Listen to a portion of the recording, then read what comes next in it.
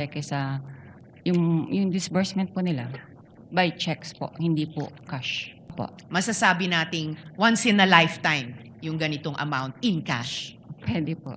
Supported naman po ito ng advice. So once po nakapasok na po sa system at funded naman po siya, okay na po sa amin yun. Hindi ito suspicious Hindi po siya suspicious. at lahat po ay legitimate. Yes, sir. From the cash division po. Ang perang winidraw, nilagay raw sa 4 na bag. Sumunod na tinawag bilang witness si Nenita Camposano na dating manager sa Land Bank, Department of Education, kaugnay naman sa confidential fund ng BICE noong DepEd Secretary pa siya. 3 tseke ang winidraw sa account ng DepEd na nagkakahalaga ng 37.5 million pesos bawat isa noong February, April at July 2023. Isang Edward Fajarda, dating DepEd Special Disbursing Officer daw, ang nagpunta sa bangko at lumalabas daw siya sa fire exit dala ang pera. Sinabi rin ni Camposano na unusual o kakaiba ang transaksyon ng DepEd pero hindi raw yung suspicious o kahinahinala o illegal. For government agencies, unusual po ang amount ng pag-withdraw. Wala po kayong nakitang kahinahinala, hindi po ba? Wala naman po. Opo, ibig sabihin hindi po illegal. Wala naman. Ang ano lang po kasi namin is yun sa check and cash. Opo, ibig sabihin wala pong illegal Wala po. kayo nakita. Hindi na po nag-cross-examination ng depensa kay Constantino. Pero tinanong nila si Camposano tungkol sa paglabas ni Fajarda sa fire exit ng bangko na nasa loob din umano ng DepEd. Kinumpirma yan ni Camposano. At ngayong linggo, 3 testigo ang ihaharap ng prosekusyon sa impeachment trial ni Vice President Sara Duterte. Sila po ay sina Roderick Guamil, dating State Auditor ng Commission on Audit na nakatutok sa Intelligence and Confidential Funds Audit Office. Sailene May Del Campo, ang kasalukuyang Supervising Auditor ng naturang tanggapan ng COA. At si Marivic Pareja, ang Director ng House Legislative Information Resources Management Department. Ayon po sa House Prosecution Panel, tatalakayin ng mga testigo ang tungkol sa pag-audit ng government funds. Ang mga kapuso, pumayag po si Pangulong Bongbong Marcos na buksan ang tax records ni Vice President Sara Duterte at asawang si Attorney Mans Carpio. Ayon sa Malacanang, nagbigay ng clearance ang Pangulo para malaman daw ang katotohanan sa aligasyong unexplained wealth o hindi umano maipaliwanag na yaman ni Vice President Duterte. Ang tax documents gagamiting ebidensya ng prosecution team sa Article 2 na impeachment. 2 pulang kahon mula sa Bureau of Internal Revenue ang dinala sa Senado nitong Huwebes. At dinala na rin doon ang ilan sa mga ipinasipina na bank at Anti-Money Laundering Council records ng BICE at ng kanyang asawa. Wala pong komento ang defense team sa pagpayag ng Pangulo na buksan ng tax records ng BICE. Ikinatuwa naman ng prosekusyon ang pagpayag ng Pangulo at sinabing, let the evidence be heard. Pinag-aaralan po ng kampo ng mister ni Vice President Sara Duterte na si Attorney Manasseh Carpio na dumulog sa Korte Suprema o sa Court of Tax Appeals. Ito ay matapos dalhin sa Senate Impeachment Court ang ilang records ng mag-asawa mula sa Bureau of Internal Revenue, Anti-Money Laundering Council at ilang bangko. Ang giit ng kampo ng second gentleman, hindi naman siya kasali sa impeachment case kaya hindi dapat ilabas ang kanyang financial records. Pinoprotektahan daw ni Carpio ang kanyang karapatan bilang pribadong mamamaya. Ayon naman sa impeachment court, ang ipinasapina na financial records ay hindi otomatikong magiging ebidensya sa paglilitis. Maaari itong gamitin sa Article 2 o tungkol sa umano'y hindi maipaliwanag na yaman ng BICE na hindi raw idineklara ng buo sa Statement of Assets, Liabilities and Net Worth o SALN. Nag-iimbentaryo pa ang clerk ng impeachment court para tiyaking kumpleto ang mga dokumento. Mga kapuso, napapanood po ang live stream ng GMA News Special Coverage, The Vice President on Trial, sa ating YouTube page na youtube.com/@GMAnews at sa ating Facebook page na facebook.com/GMAnews. Simula po 9:45 a.m., mapapanood na rin ito sa GTV. At ngayon mga kapuso, para po sa mahigit 40% ng mga Pilipino, Article 3 o bribery ang pinakaseryosong ground for impeachment laban kay Vice President Sara Duterte. 43% ng mga Pilipino ang nagsabi po niyan sa latest tugon na masa survey ng Okta Research. 28% naman ang nagsabing Article 1 o misuse of confidential funds ang pinakaseryosong kaso laban sa BICE. Parehong 10% ang sumagot ng Article 2 o unexplained wealth at Article 4 o grave threats. 8% naman ang nagsabing hindi nila alam o hindi masabi kung alin ang pinakaseryosong akusasyon sa Vice Presidente. Walang nagpakomisyon sa naturang survey na ginawa nitong July 4 hanggang 11 kung kailan po gumugulong na ang impeachment trial. Sinagutan po ito ng 1,200 Pilipino sa pamamagitan ng face-to-face interviews. Ang survey po ay may margin of error na plus-minus 3%. Ang sabi ng Octa Research, ipinapakita lang ng survey kung aling mga akusasyon ang pinakaseryoso para sa mga Pilipino. Hindi nila ito komento sa mga legal na merito ng impeachment case. Itutuloy po sa impeachment trial ngayong araw ang pagtalakay sa mali umunong paggamit ng confidential funds at hindi pa nahihimay ang issue ng bribery o pagbibigay umano ng bise ng regalo o bayad sa ilang opisyal ng DepEd para hikayatin umano silang huwag sundin ng mga batas tungkol sa procurement noong si Vice President Duterte pa ang DepEd Secretary.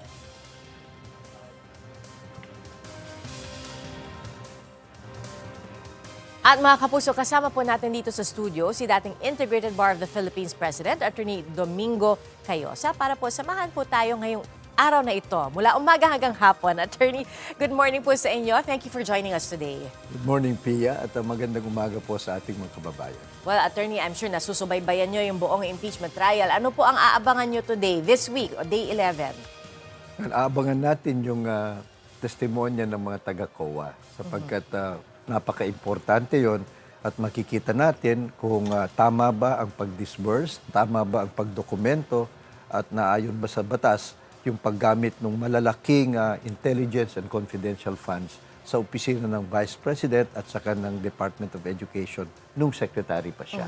Actually, yun yung mahalaga. Di ba, Attorney, kasi last week, ang sabi ni Attorney Michael Poa for the defense team, kaya daw hindi sila nag-cross-examine ay dahil hindi naman pa, wala pa sa usapan yung kung tama ba ang paggamit o hindi nung funds na withdraw. Kasi sabi niya, parang they agree to the fact that there were withdrawals and that these checks were valid, pero hindi pa naman kasi pinag-usapan kung paano ito ginamit. Tama po ba yun, Attorney? Well, tama naman. Sa katunayan, in hindsight, pwede na sana nag-stipulate or admissions yung magkabilang partido tungkol dun sa pag-withdraw. Sapagkat wala namang mapupulot pa na additional points ang depensa dun sa pag-withdraw kasi it's a bank transaction. Nadiin lang dahil nagtestigo sila at sinabing unusual at nakita ng sambayan ng Pilipino na ba ganun pala kadaling mag-withdraw ng mga limpak-limpak na salapi ng taong bayan at kung saan-saan na lang nila dinadala. So, it's also eye-opener para sa taong bayan na ganun pala kadali maglabas. Ngayon, tama naman siya at tama rin ang prosecution at depensa na ang pag-aawayan talaga dito, yung winidraw yung pera na intelligence or confidential funds, paano nyo ba ginastos yan? At paano nyo ba rinesibuhan? Tama ba? At ngayon, magkakaalaman na. Sino ba si Mary Grace Piatos? Totoo ba na meron kayong pinondahang mga activities ng AFP? Kasi pinapasinungalingan ng AFP na ngayon eh. At iisa-isahin nila yan. So doon talaga yung napaka-importanteng mga issues. Unfortunately kasi, doon sa sagot ng Vice President, doon sa impeachment charge, hindi niya direktong in-explain eh. Ini-evade lang niya yung kwan. So ngayon, mapipilitan silang ilabas kung paano ito na-disburse, saan, at ano yung tama ba ang pagkadokumento nito. Kaya ngayong mga araw na susunod, importante yung testimonya nung mga COA.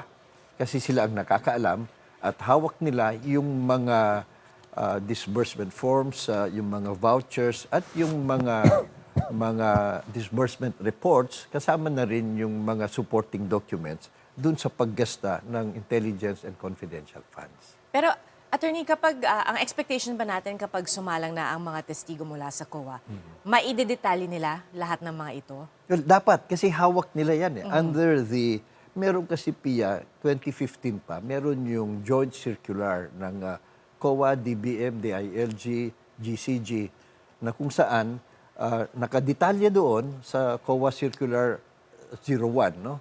2015, kung paano dapat dinodokumentuhan o paano dapat ang tamang paggastos ng intelligence fund at paano mo yan ililiquidate. So, dapat alam nila yon. Hindi totoo yung akala o sinasabi ng iba na pag confidential fund, intelligence fund, hindi kaya nga confidential, hindi mo na kinakailangang i-liquidate. Mali ho yun. Malinaw na yung public fund, including confidential and intelligence fund, merong proseso, may mga requirements dito. So doon ngayon, sasabihin ng COA na nasunod ba yan? Kasi yung kanilang report, dinisallow eh. So hindi tama. Pinapabalik na nga yung pera doon sa Office of the Vice President at saka sa DepEd. So hindi pwedeng sabihin ng COA na may confidentiality clause na hindi na pwedeng ibulgar sa impeachment trial kung paano ginastos. Hindi pwedeng gamitin yung ganong klaseng argumento. Hindi pwede. Ang pwede lang siguro dyan ay to protect. Halimbawa, ito ay intelligence gathering o kaya payment for information, no? Intelligence. So, maaari lang gawin ng executive session yung pagbanggit ng mga pangalan. Pero kailangan pa rin ipapakita yung annual physical and financial plan ng OVP at saka DepEd. Kasi required yan eh. Hindi naman basta-basta kung saan nila gusto gamitin yun. Dapat merong prior physical and financial plan. Meron din dapat yan disbursement voucher, nakalagay din yan. Meron ding yung report. Every intelligence or security activity may report. So, kailangan malaman natin sa COA nasaan bang at ano ba mga yan. Alright, Attorney, babalikan po natin ang ating diskusyon na ito. Maya-maya po, makikibalita muna tayo sa Senado. Naroon po ang ating kasamahang si Sandra Aguinaldo. Sandra, ano expectations natin ngayong Day 11? Yes, Pia, kung last week nga ay tumutok ang prosecution doon sa daloy ng pera mula nga doon sa National Treasury papunta sa Office of the Vice President hanggang sa ma-withdraw ito doon sa bangko, dyan nga sa Land Bank, ay ngayon linggong ito naman, Pia, ay tututok naman ang prosecution team doon sa kung ano ang resulta ng audit na ginawa sa paggasta sa confidential fund ni Vice President Sara Duterte. Ngayon nga, Pia, ay nag-aantabay tayo sa pagdating nung ilan sa mga witnesses na inimbita at kabilang po dyan sa pinatawag ang 2 auditor ng Commission on Audit, sina former Intelligence and Confidential Funds Audit Office State Auditor Roderick Wamil at ang incumbent na hepe naman po, Supervising Auditor Celine May del Campo. Nasabi na rin para sa linggong ito si House Legislative Information Resources Management Department Director Marvic Pareha.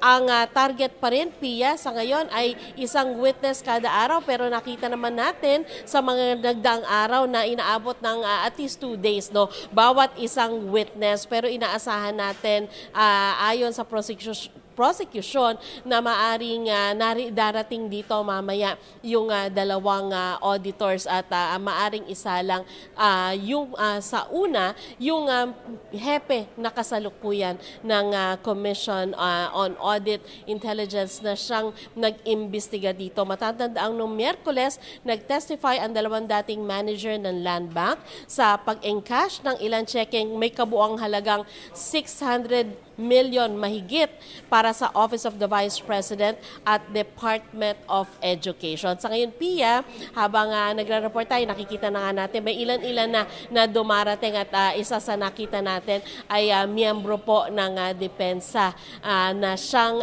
magre-represent kay VP Sara Duterte ngayon, Pia. Sandra, noong nakaraang linggo nag-manifest, di ba, si Senator Panfilo Lacson na dapat may magkaroon ng isang expert witness para nga pag-usapan yung confidential funds, kung paano nga ito dinidisburse. So, itong mga expected witnesses natin from COA na sina Roderick Wamil, pati na rin si Celine May del Campo, sila na ba ang sinasabi nung time na yon ng prosecution na mga reserve witness para sa issue na ito?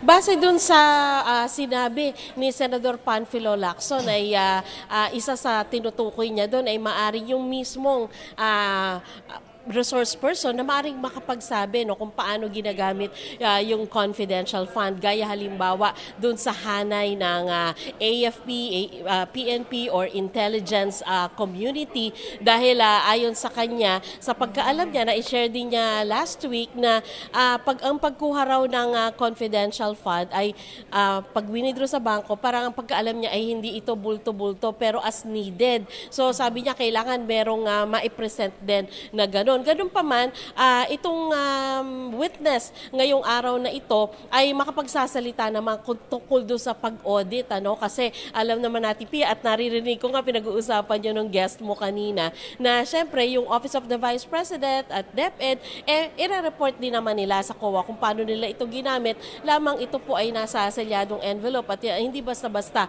nasisilip, Pia.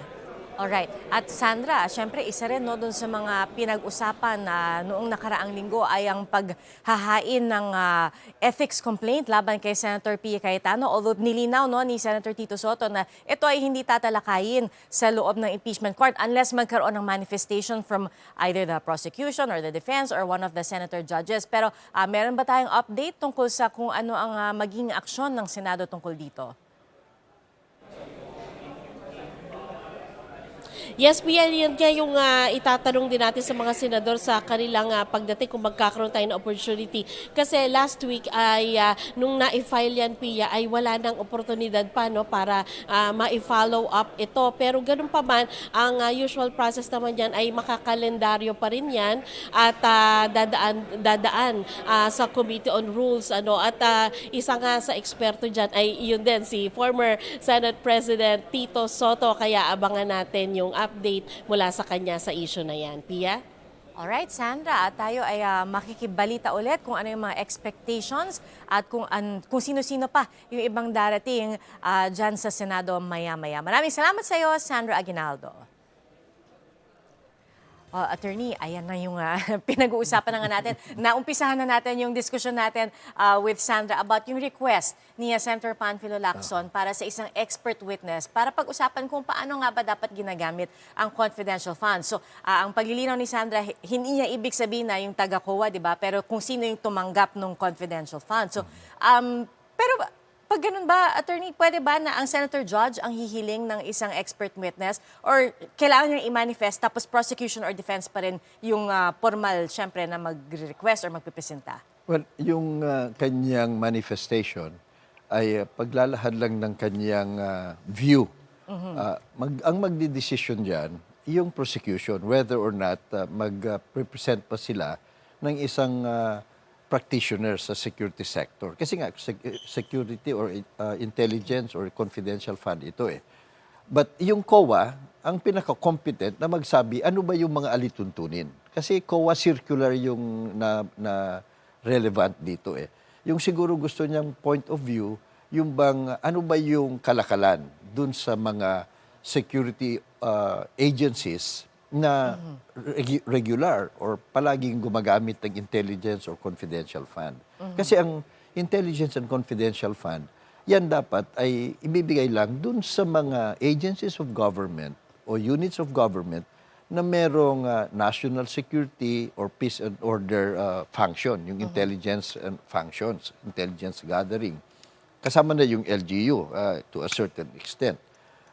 Pero hindi dapat yan binibigay normally dun sa mga agencies na wala namang security functions. Kaya nga, ngayon, nakikita na natin na unusual din yung pagbibigay sa Office of the Vice President o kaya sa DepEd. Kasi hindi naman talaga ito intelligence gathering agency. So, siguro ang gustong maipakita ni Senator Lacson, ano ba yung usual na proseso nung mga gumagamit.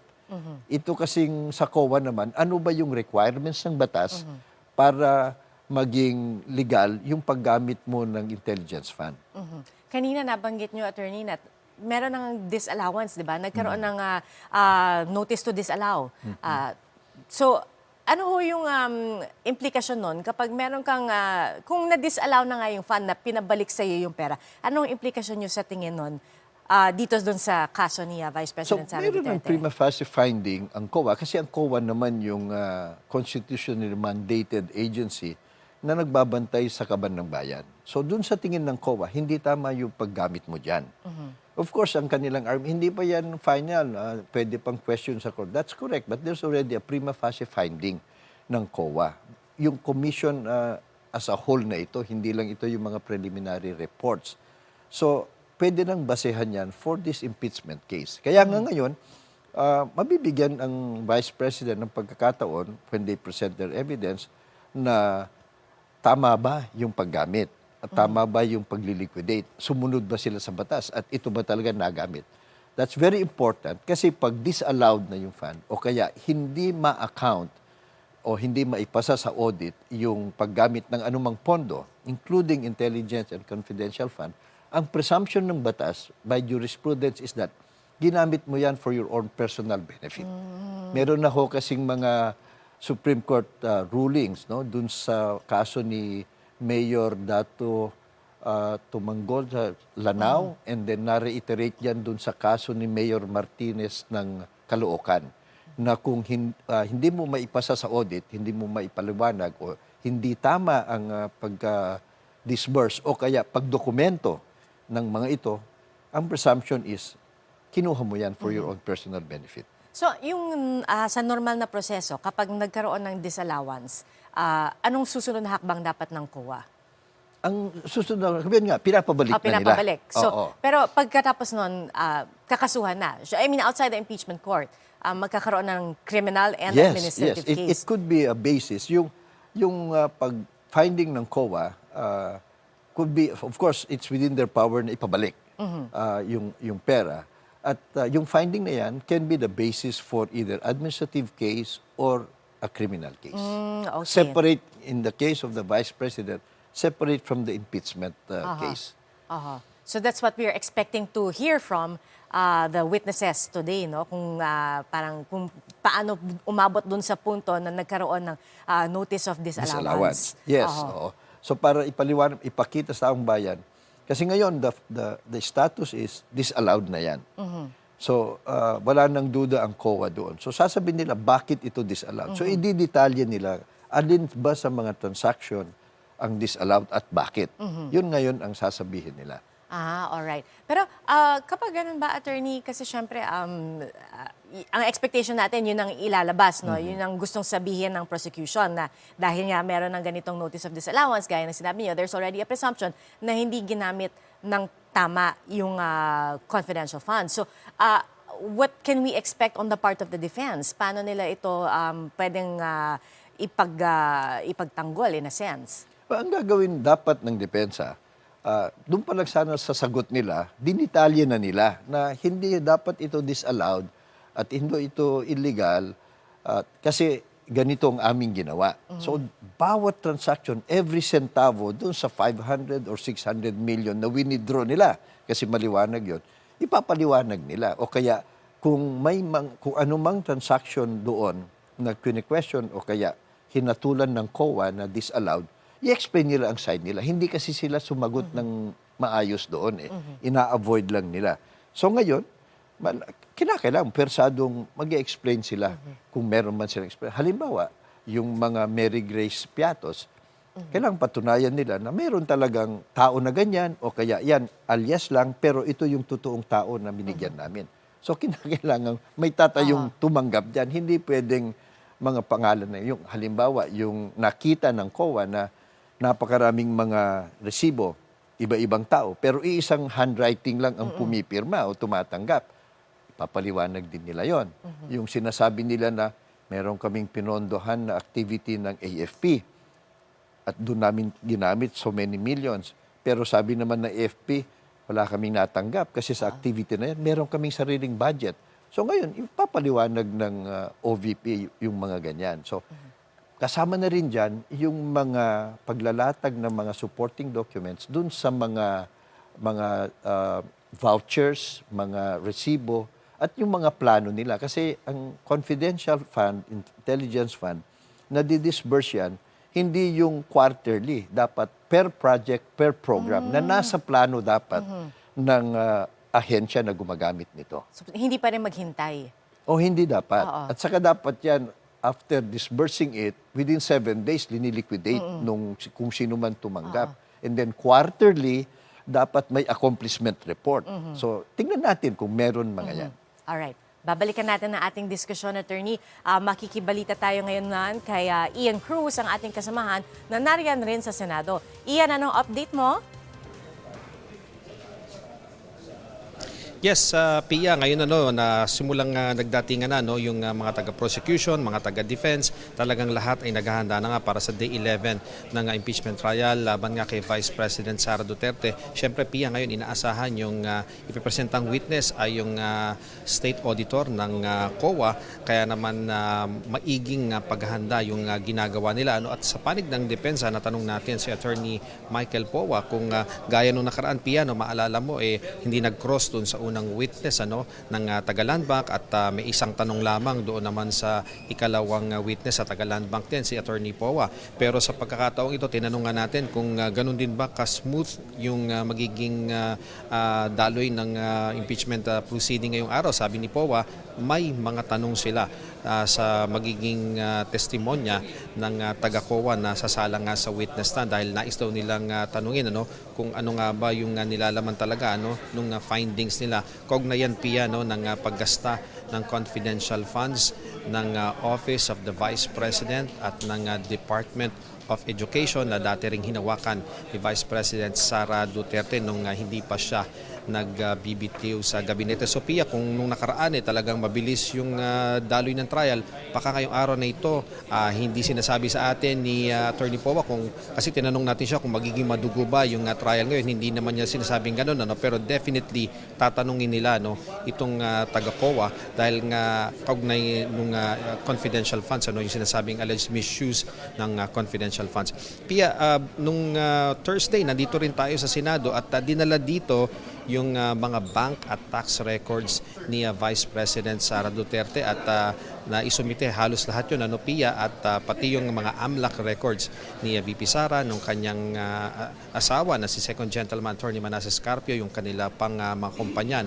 Pero nagbigay din ng palugit na hanggang 10 araw si Attorney Renato Bantug, ang clerk of court ng impeachment court, dahil may mga bangko, hindi na niya in-specify, Pia, kung anong mga bangko ito, pero may mga bangko na humiling pa ng karagdagang panahon para nga maisumite yung karagdagan pang mga pinasumpina na mga dokumento sa kanila. At yun namang mga banks and tax records at yung AMLAC records, Pia, ay hindi naman sa nakasalang na article gagamitin.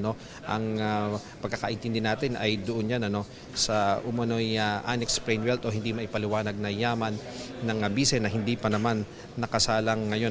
At balik tayo doon sa article ngayon na tatalakayin itong paggamit ng confidential funds. Talagang inaasahang magiging matindi talaga ang pagtatanong dyan dahil syempre kinakailangan i-refute kung ano man ng defense, kung ano man yung ipepresenta ng mga taga-prosecution kaugnay nga ng naging findings ng COA dun sa paggastos ng confidential funds. Pia?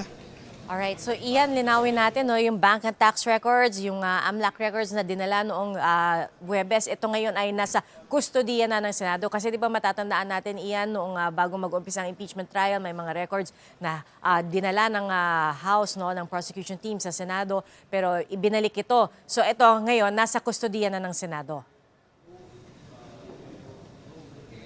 Yes, Pia, nasa kustodiya. Actually, Pia, nung pagsimula pa lang ng trial, July 6, ay yun nga, nagkaruling kagad si Presiding Officer Chis Escudero na hindi naman nila pinasumpina, hindi nila hiniling itong mga BIR records. Kaya naman pinabalik kaagad nila ito doon sa Bureau of Internal Revenue. Pero actually, Pia, mga more than 3 weeks lang, ay balik Senado na naman nga yung mga records na yan.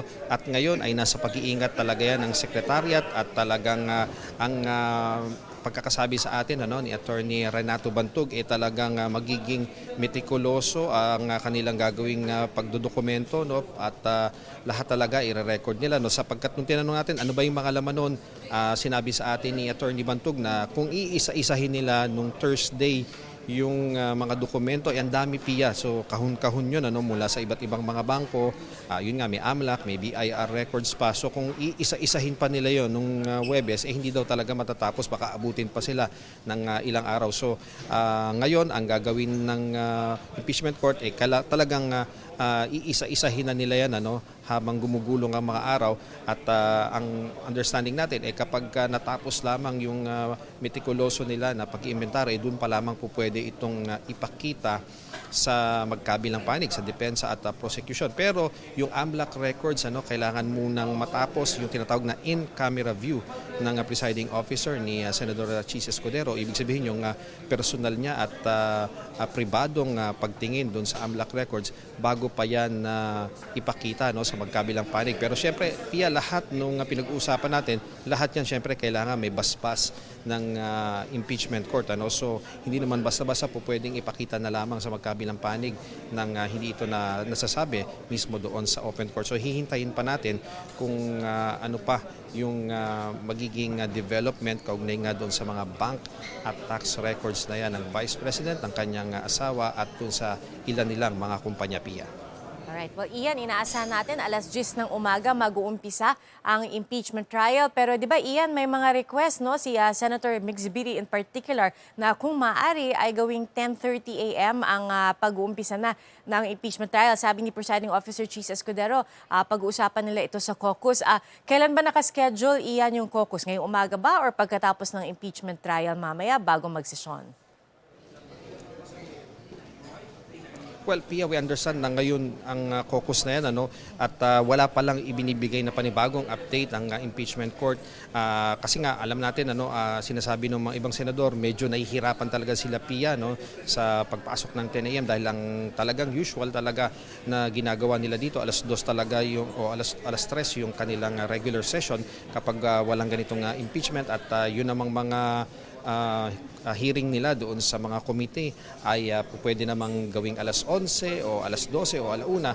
So kaya nahihirapan yung ilan sa mga senador na particular dito sa maagang oras na ito. Kaya malalaman din natin, Pia, kung kakatigan ba yan ng impeachment court dahil syempre malaking development yung mga yan. Ito, may mga taga-prosecution, Pia, na dumarating ngayon at may mga dala rin silang mga malamang ito yung mga gagamitin nila sa kanilang presentasyon na mamaya at pinasok na dito sa huddle room ng prosecution, Pia.